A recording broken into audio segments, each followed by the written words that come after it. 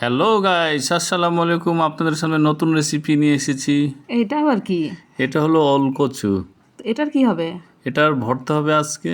কে কিভাবে? জানো না এটা ভর্তা বানানো? না। প্রথমে ভালো করে ছিলে নিবা, ছিলার পর সুন্দর করে পিস পিস কেটে নিবা। পিস পিস কাটার পর এটাকে ধুয়ে সুন্দর করে এটা পানিতে সিদ্ধ করতে হবে। তারপর? সিদ্ধ করার পর এর মধ্যে মরিচ, গোটা সরিষা, লবণ, কাঁচামরিচ, রসুন দিয়ে বাইটে সুন্দর করে মিশিয়ে নিতে হবে। মিশানো হয়ে গেলে সাথে তুমি সরিষা তেল দিয়ে দিবা। সরিষা তেল দিয়ে সুন্দর করে মিশিয়ে নিবা, বা সেটার রেসিপি হয়ে গেল তৈরি। এটা তো আমার থেকে বেশি ভালো তুমি জানতে পারো, মহিলারা তুমি। আমি কখনো খাইনি এরকম ভর্তা। এটা খাও না, আজকে খাই দেখবো, সেই মজা লাগবে। সবাইকে শুভ দুপুর। আজকে দুপুর মেনুতে আছে আমাদের কদু আলু ভাজি এবং সাথে আছে নতুন রেসিপি। সেই রেসিপি হলো ওলকচুর ভর্তা। ওলকচুর ভর্তা সেই স্বাদ। আজকে ওলকচু দিয়ে ভাত খাচ্ছি।